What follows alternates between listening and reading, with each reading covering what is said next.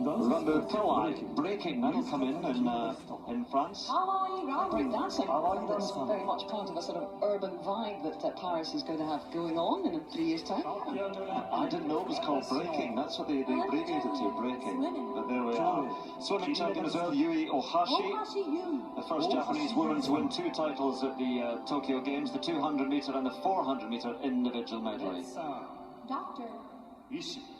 We also have the Deputy Chief Medical Officer who supervised the medical care system for the Games, Hiroyuki Yokota. And an artistic gymnast, Takeru Kitazono, won 5 medals at the 2018 Youth Olympic Games and won a silver medal in the men's team gymnastics at these Games. Fashion model. Amane. And finally, a model, Amane, who had her right leg amputated at 12 and has gone on to a very successful modelling career, in particular in Japan. So these are the Japanese flag bearers.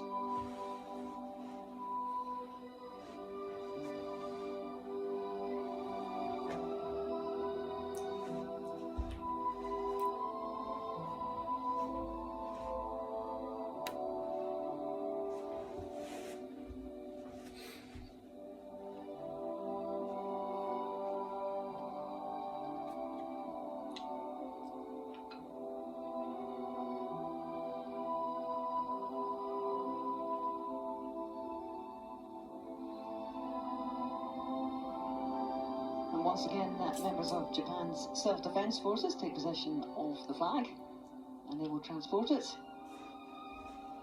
to the stage.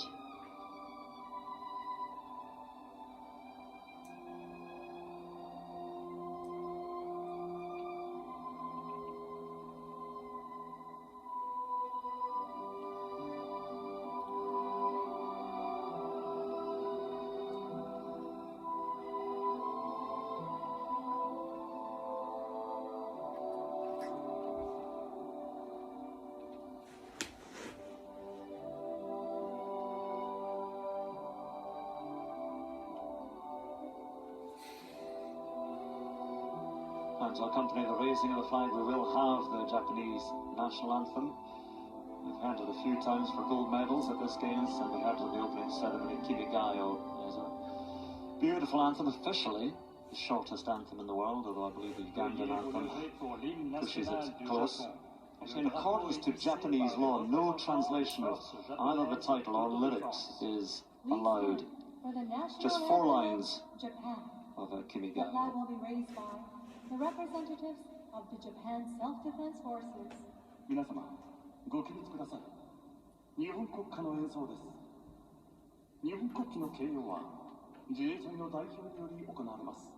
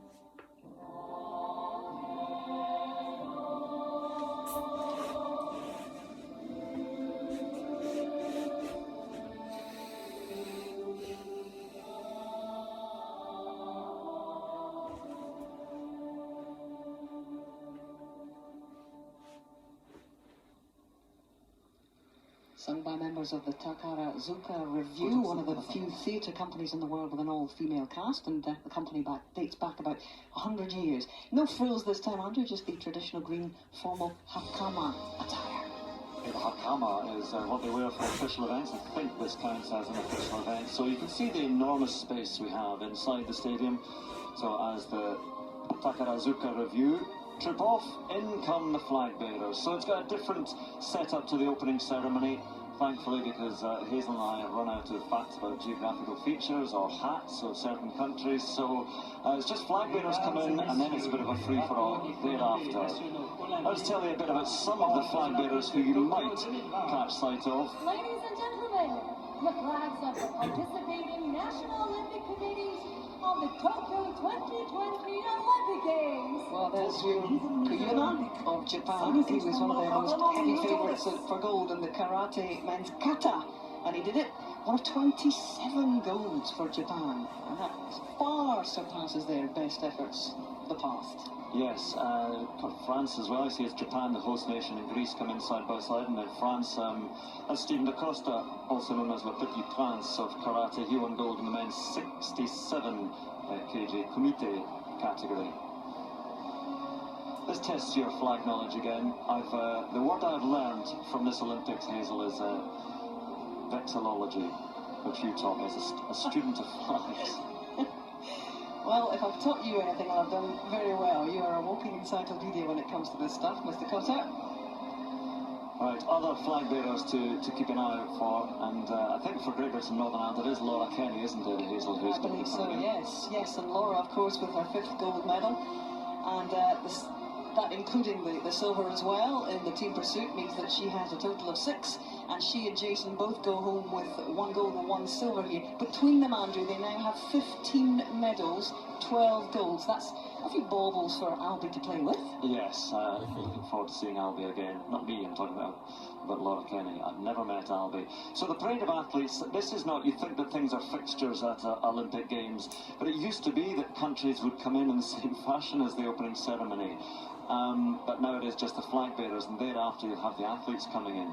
So I'll tell you a little bit, while we see the flag bearers coming in, I'll tell you a little bit about how this free-for-all came to be. So the 1956 Olympic Games in Melbourne, and Chris Hoy was talking before this ceremony about the tensions in the world and how this Olympic Games has helped bring countries together, perhaps. Well, 1956, during the height of the Cold War and the Olympics in Melbourne, all sorts of global tension, political unrest, the Suez Crisis, the invasion of Hungary by Russia, tension between East and West Germany, and the countries were supposed to, the games hadn't been going in a particularly brotherly or sisterly fashion, and for the closing ceremony there was an Australian Chinese man called John Ian Wing who suggested, he wrote to the Olympic Committee and suggested that why don't all the athletes come in together, and that's where it started.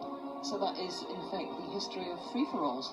That is where free-for-alls came from, yes. That was the very first free-for-all in the history of mankind. So I think actually Johnny Wing went on to move to live in the United Kingdom. I don't know if he's still with us, but it is. I'm sure he's watching because this is one of his legacy.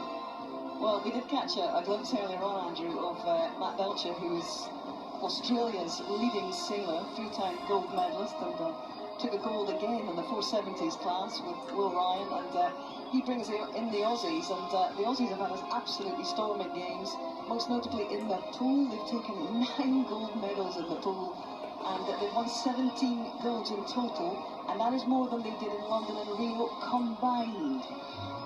That is impressive. I saw Damien Warner there for Canada, won gold in the decathlon, the 4th man to score 9,000 points. What an extraordinary performance that was, as he broke the Olympic record. All sorts of great athletics performances in this stadium over the past 9 days. What if you could have Australia's leading sailor on a business card? That would be a thing to hand out. But all sorts of wonderful performances over the last 16 days. 16 days of the Olympics. And they do come in at a great pace, which we're very, very grateful for. Actually, the 1964 Games, we'll keep throwing back to the Tokyo Games of 1964, and that was the closing ceremony there was a particularly memorable one, because there was still supposed to be a bit of a structure to the athletes coming in. But that year, well, they're just giddy with excitement. They all came rushing in no particular order whatsoever, so that was the freest of free-for-alls. I did catch a glimpse earlier on, Andrew, of Lamont Jacobs, the man who, of course, won the 100 metres for Italy, and at the end of an absolutely fantastic games for Italy. Yes, extraordinary, winning the men's 4x100 metres as well, with Totu chasing down Nathaniel Mitchell-Blake on the anchor leg. It has been a very, very successful games for Italy, and we were talking with Steve Cran doing athletics, and you look at it from a British point of view, of course we want success, but when you have countries like Italy and Poland and traditional European countries that perhaps, certainly in terms of Italy, might have fallen out of love with athletics, and the fact that it's falling off the front pages because football gets all the attention, but suddenly there's success in a sport like athletics, and it generates more interest in that sport. Well, indeed, and 10 gold medals is certainly testament to that here. In fact, they've surpassed the total of 36 that they won in Rome in 1960, so this is Italy's best ever games. And it was interesting because obviously from the depths of the COVID crisis that was facing Italy, they provided exemptions for about 250 elite athletes, I believe, to keep training for much of these last 18 months, and it seems to have certainly helped in their athletic endeavours this time. So great to see the reward for the Italian team. Meanwhile, we mentioned Laura Kenny, I believe. There she is. There's Laura.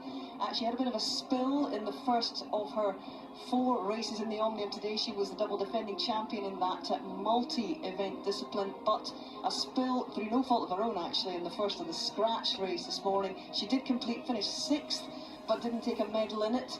And we've talked about the Kenny's athletic prowess, absolutely extraordinary from them, and their efforts once again have propelled Great Britain to the top of the cycling medal table, not just in the track, but overall, not just in track cycling too. We've had medals obviously in BMX and mountain biking too.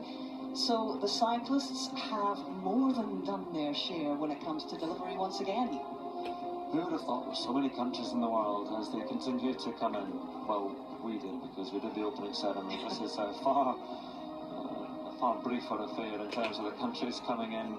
And just again to let you know really how this will play out, there are a couple of official things to be dealt with, so that Alistair Brownlee just missed out on being promoted, being elected to the IOC Athletes Commission, and that will take place later on. And of course we have that segment from France, from Paris, because it's just 3 years away, just 3 years to the next Olympic Games. I think what's interesting here, Andrew, as well, is that the parade is going to be a little bit different, as you know. 62 countries, unfortunately, won't be actually represented. They won't have a flag bearer. Some of the volunteers are taking the flags tonight because many of these athletes from some of the smaller delegations have already had to go home because COVID protocols being as they are. About 2 days, 48 hours after you finished your event, you were obliged to head home. So it is, once again, a slightly different feel to events in these closing stages of the Games.